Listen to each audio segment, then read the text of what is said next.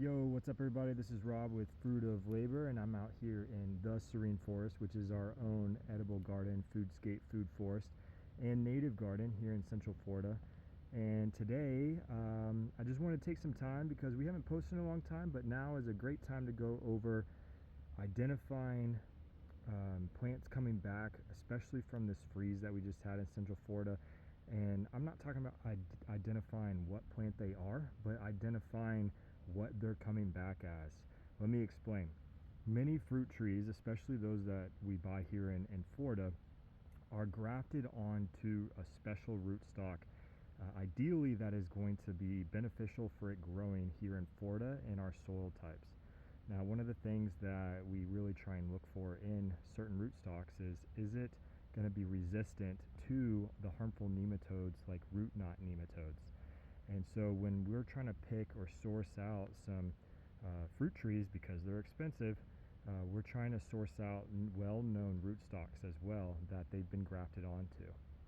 Now that is the kind of beginning of what I really want to talk about, which is what happens when you have a freeze. Now obviously we get a lot of tissue death on the plant and a lot of leaf drop, and if everything is pretty much frozen down all the way to the trunk, we really hope that plant will come back and survive.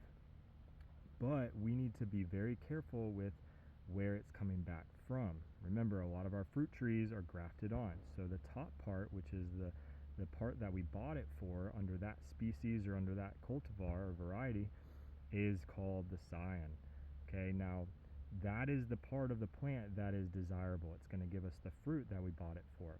The rootstock, however, could also be sending off new suckers. It could be coming back to life underneath your graft line, and that will only produce what that rootstock is meant to produce. So this really comes into play with your citrus trees, other tropic trees like maybe star fruit or avocado or jackfruit. All those types of trees typically are going to be grafted on to a rootstock that does well here in Florida. Now again, what we need to do now as we're recovering from the freeze we had this year is make sure that whatever new green growth is above that graft so that we can get the fruits that we want. And that's going to be, that area of the plant is called the graft line. It can be kind of hard to find, especially on younger trees that are maybe still pretty low to the ground. But that's, the kind of the giveaway of where you're actually going to start. Now, some trees is easier to find the graft line than others. For citrus, they tend to kind of not have like a perfect union when they come together.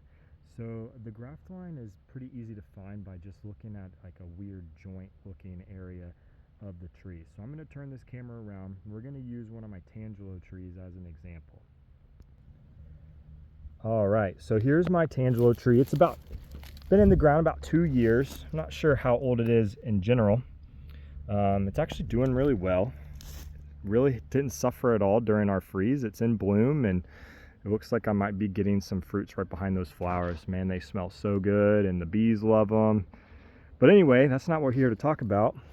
If you look down here, trying to get it to focus, you can see where the trunk of this tree comes up normally, and then we have this weird union here. Let's see if I can get this tag out of the way. It's in the way of what I want to show you guys. And it looks like it's coming straight up, and then all of a sudden the tree decided to grow off to the side.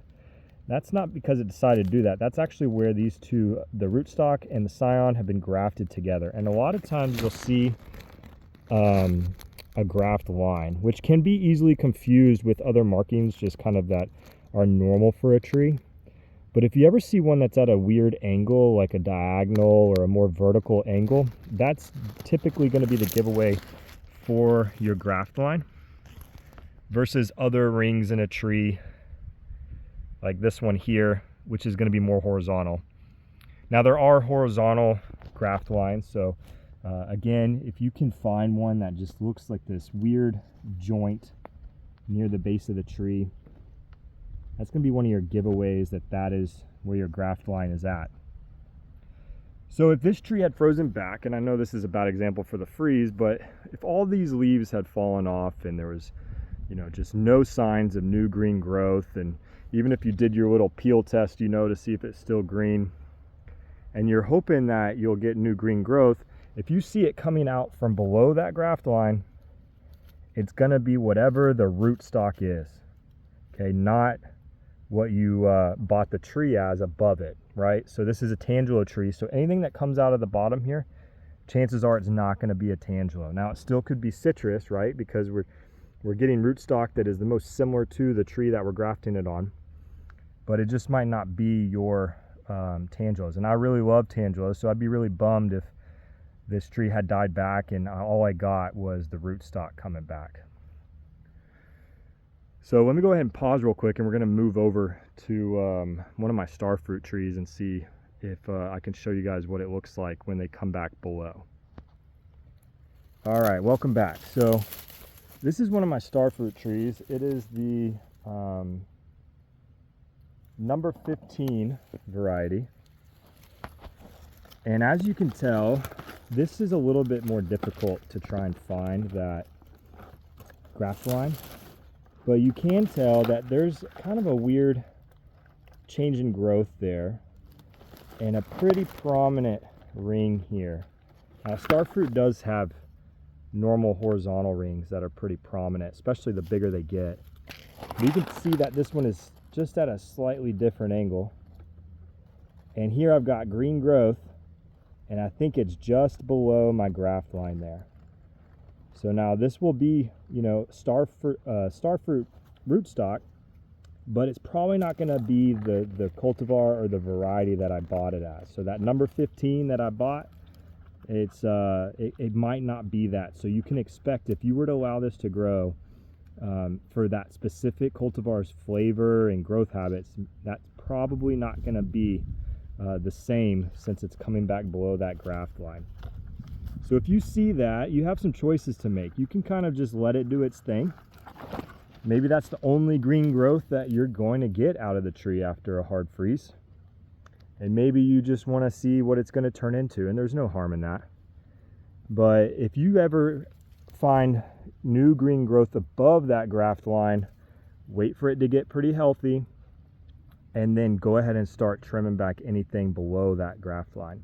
We call those suckers. Sometimes you'll see them come up straight from the rootstock, not on the actual trunk itself, but you want to remove those so they're not wasting any energy when it could be going to the desirable part, the scion of your fruit tree here. I'm not seeing any new green growth above that graft line on this star fruit, which is a bummer, but I'm going to give it some more time and hope that it comes back and we can start getting fruit again. Well, anyway, thanks for watching, guys. I hope that was useful for you. If you guys have anything that you would like to learn about or for me to showcase, just let me know. Trying to get back in making some more videos and posts and things like that here soon, once I have a little bit more time. Again, thanks for watching, and I'm hoping that your garden's rebounding from the freeze and you can get back to growing and enjoying it, and then simmering back down when we get closer to our Florida summers. All right, y'all have a good one.